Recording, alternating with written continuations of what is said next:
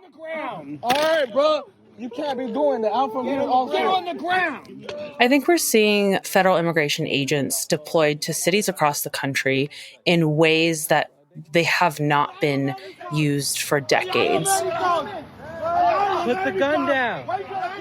Nicole Foy is an immigration reporter with ProPublica. She says what's happening in America now isn't traditional border enforcement. It's a new kind of highly militarised policing targeting civilians. It's not just ICE or Border Patrol. You've also got agents from the FBI, DEA, agents who normally would be going after trafficking rings or drugs at the border are now coming into a number of U.S. cities that are not used to this level of immigration enforcement and conducting what they say are targeted arrests intended to deport the worst of the worst criminal immigrants. And we're getting them out of the country. We just started that. We're getting them out of the country. The Trump administration says nearly 70% of the people Immigration and Customs Enforcement have arrested are criminals. But ICE's own data shows the overwhelming majority have no criminal conviction at all. And amid a promise to deport 1 million people in Trump's first year back in office, ICE raids have become broader and more aggressive. What people are seeing instead are agents going through neighborhoods and going to stores and Home Depots and outside churches and schools. County Memorial Christian Church, and we are not okay with you being on our property. So resulting in the American public coming in contact with immigration agents as they arrest their neighbors and loved ones in ways that we really haven't seen in quite a long time in this country. I'm Daniel James, and you're listening to 7am. Today, Nicole Foy on Trump's deportation machine, how it's reshaping everyday life in America, and what happens when communities try to stand in the way. It's Wednesday, December 17.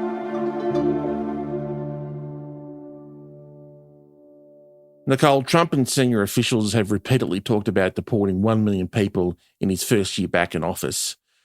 We're roughly 11 months into his second term. So tell me about the orders that have been given to ICE and what we're seeing in terms of numbers. You know, one of the reasons why we're seeing so many more people being detained is because ICE has these aggressive quotas of 3,000 a day is one of the quotas that has been widely reported. And when you have that level of pressure, it's resulting in a lot more people being considered targets for deportation. Before this current administration, if someone was not the target of an operation, what we'd call like a collateral arrest, they are coming in for a target. This is somebody who has, you know, an arson charge on their record, and there's someone they would really like to deport out of the country and they know where they are. If their family is there and the rest of their family is undocumented or in various legal statuses, they would normally not arrest those people. But now that's not the case. And that's also why you will see agents go into a parking lot, a store, and detain multiple people just because they were there, even if they may have only been there to target one person. One of the things your reporting has uncovered is that it's not just undocumented people being swept up in this. What you found is that US citizens are also being detained by immigration agents. Can you tell us about that? Yeah, U.S. citizens have frequently in the past been detained by immigration agents. This is not something that is new to the Trump administration. However, there were a number of warnings from experts this time that with these aggressive quotas, this interest in deporting as many people as quickly as possible, that U.S. citizens, let alone people with green cards, that they were going to get caught up in this immigration dragnet. And what I found in my reporting here at ProPublica is that in the first 9 months of the year, immigration agents detained at the very least 170 U.S. citizens. These were citizens who were detained because immigration agents had questions about their citizenship. But these were also citizens who were detained because maybe they were at protests, or more often they were accused of assaulting or interfering in operations that sometimes ended with them spending several days in federal detention without their families having any idea where to find them, without access to a lawyer, without access to a phone call, and sometimes even medical attention. Many people are being arrested on allegations of assault or interfering that we can find very little evidence that those things ever occurred.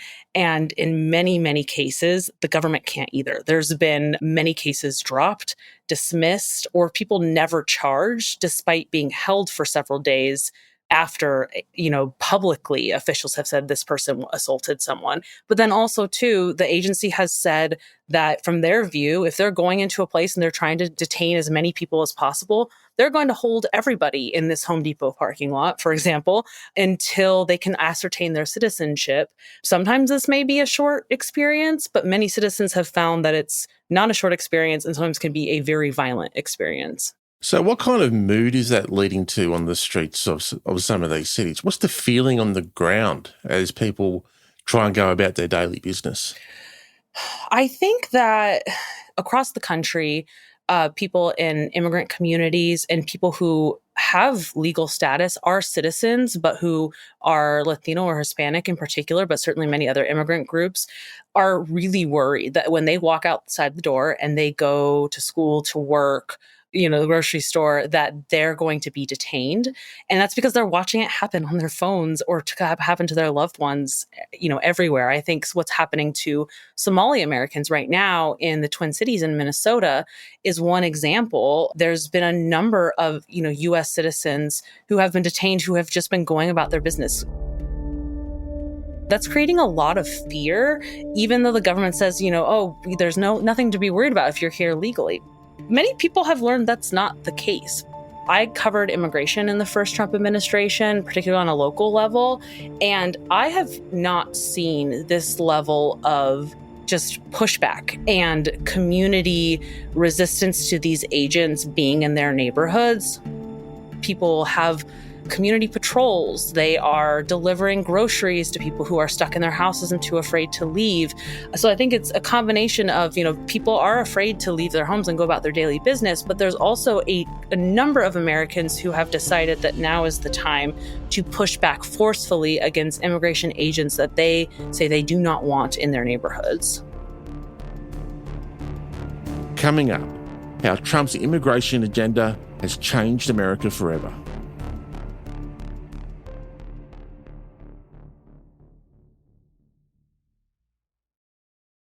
Nicole, I just wanted to step back for a moment and get a sense of the scale of undocumented immigration in America. What do we mean when we say someone is undocumented? The truth is that we, for 40, 50 years, we have had a lack of immigration reform. So that means there's a number of people who either crossed the border illegally or came legally, and their status has since lapsed, whether they had a visa expire or they committed a crime or they did something that would invalidate their visa. There's a number of ways that people can have kind of shaky legal status.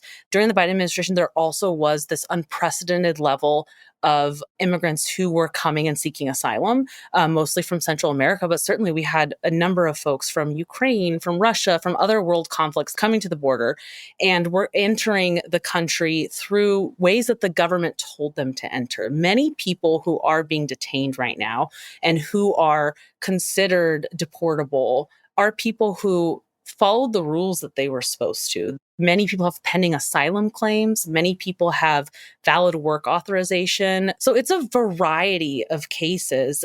But the truth is, too, is that falling out of status, overstaying a tourist visa and then staying and working for 30 years, that's not a crime. It's a civil infraction. And it's not something that's normally been treated as a priority for the government because undocumented immigrants are in every single industry and predominant in many industries that we need in order to function as a society, whether it's construction or agriculture or restaurants. And so one of the interesting things, of course, has been the response to attacks on immigrants.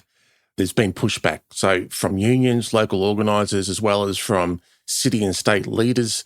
Recently, Zoran Mandani released a video coaching people on how to stand up to ICE. New Yorker should know. First, ICE cannot enter into private spaces like your home, school, or a private area of your workplace without a judicial warrant signed by a judge.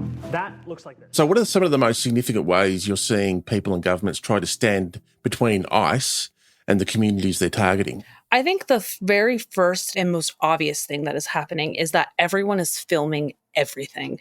And the second that immigration agents show up anywhere, people are filming everything and following agents. They'll have these like neighborhood watch groups where people are assigned to follow and alert and blow horns or just yell in the street that ICE is here. And so that if there's anyone who's concerned about that, they may be able to leave. There's also, though, many people who are physically blocking cars from leaving. I think in New York, there was videos circulating of there was a parking garage where ICE agents were staging for a raid in a huge shopping district, and activists showed up and physically blocked for a long period of time those vehicles from exiting. There are people here, the ICE agents are trying to get out, and come with me here, Greg, they're not letting them leave. There's a variety of apps that people have created. There is a very dedicated response to trying to identify ICE agents because the vast majority of them are conducting these arrests not even in identifying uniforms. So there's a huge interest in identifying these agents.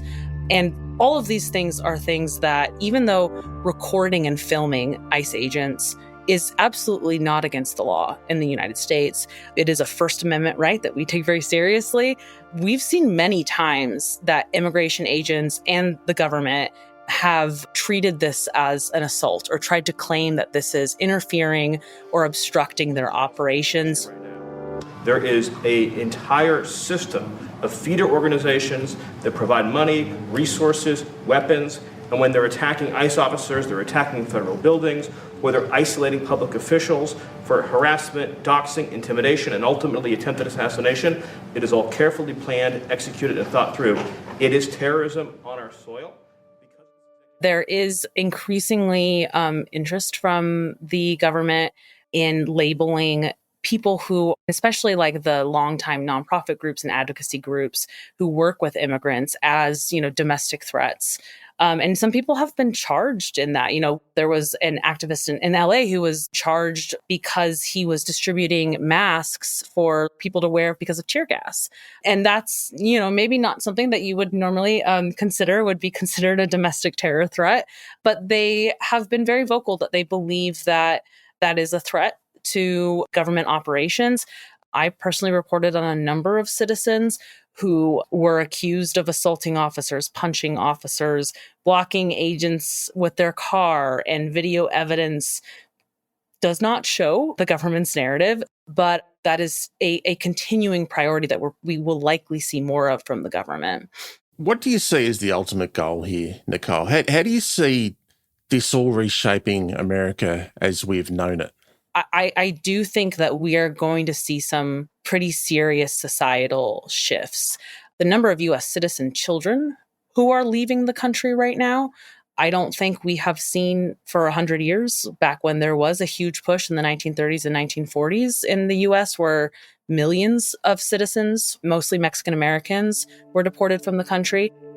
We're also losing thousands of immigrants who have been here for 30, 40 years, have raised U.S. citizen children and grandchildren, and were contributing taxpayers and valued members of the community.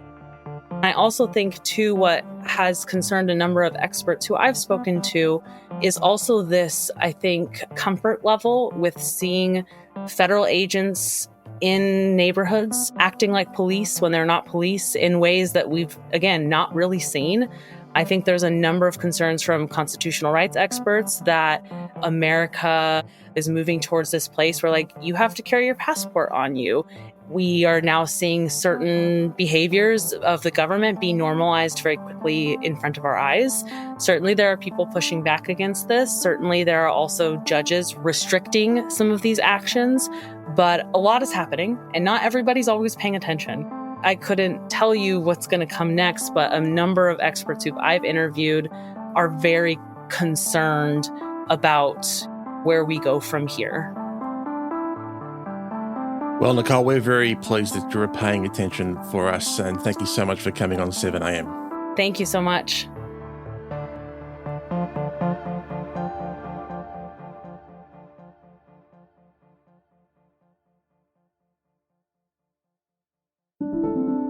Also in the news, The two gunmen responsible for the Bondi Beach massacre travelled to the Philippines to receive military-style training before carrying out their attack, according to the ABC. Security sources have told the broadcaster that 24-year-old Naveed Akram had links to Australia's pro-Islamic State network and was known to ASIO as far back as 2019. Investigations are now underway, looking at potential ties to international extremist networks, after security agencies discovered the pair of gunmen had been to Manila for training in November. The Philippines is a known training ground for militants.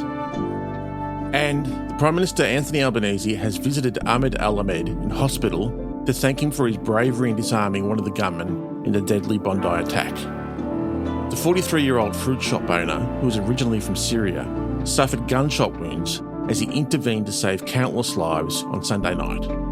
He's now recovering in hospital in Sydney. Mr Albanese called Mr Ahmed an Australian hero. More than $2 million has been donated to a crowdfunding campaign for Mr Ahmed. I'm Daniel James, this is 7am. Thanks so much for listening.